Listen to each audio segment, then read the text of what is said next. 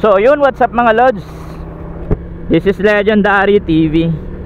So for today's video mga lods, meron tayong konting tips. So kung paano natin malalaman kung stock sprocket or high speed sprocket at low speed sprocket. So paano natin malalaman nga ba yung mga sprocket na yan?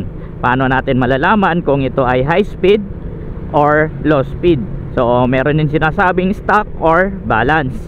So paano nga natin susukatin tong high speed? So ito mga lodi, no? So may ratio po tayong ibibigay sa inyo.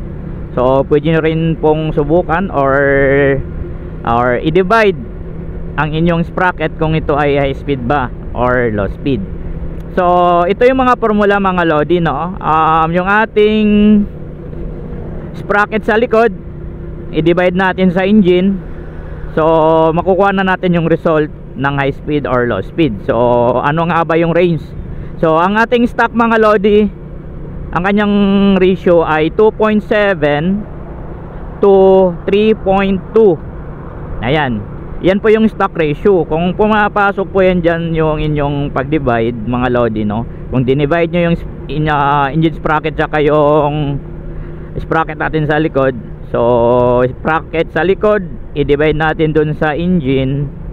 So kung papasok dun sa 2.7 range ng 3.2, yan ay stock or balance lang yung ating sprocket. So ano bang ibig sabihin ng balance mga lodi?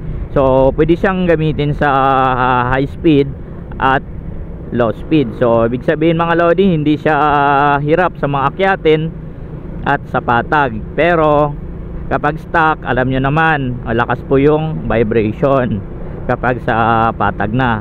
So si low speed mga lodi, no?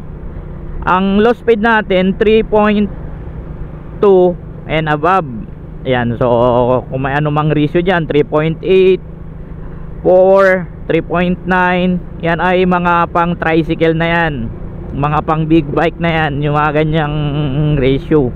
So mga malalaking sprocket na po yan mga lods, no? So kapag bumaba ka pa po ng 2.7 and below, yan po ang sinasabi nilang high speed.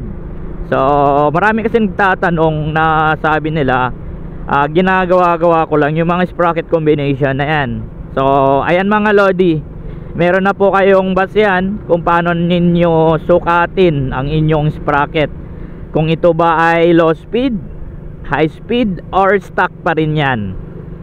So sa kanyang mga lodi, no, sa kanyang ratio, sa inyo na po yan, nasa sa inyo na po yan kung paano nyo i-combination yung inyong sprocket, no? Pwede nyo gamitin yung natin, yung ating formula. So sa akin, doon lang din po ako nagbe-base sa formula na yan. So sprocket sa likod, i-divide lang natin yung ating engine sprocket. So makukuha nyo ng ratio at malalaman nyo na rin kung ito ay high speed, low speed at stock. So sana mga lods nakatulong ang ating video na ito. So sa mga bagong followers natin, maraming salamat sa inyo at sa inyong pagtiwala, no, sa pag-follow sa atin. So salamat sa inyong suporta mga lods. So kung nakatulong man ang itong video mga lodi, napipihok na tayo, no? Kung nakatulong man ang itong video natin, so pwede bang i-share nyo at i-like, follow nyo na rin mga lodi, no? Kung gusto nyong malaman ang ating next tips. Ayan, kung gusto nyong malaman ang mga tips na about sa motor, so follow nyo na yan mga lodi. So kung sa followers ng mga lodi, no, maraming salamat sa ating mga followers na walang sawang sumusuporta. So ride safe po lagi sa inyo mga lods. So available na po ang ating sticker mga lodi, no? May 200 piraso tayong sticker. So available na po yan. So bosina lang po kayo sa daan. Pag nakita nyo ako, bibigyan ko kayo ng sticker mga lods. So yun lang mga lods.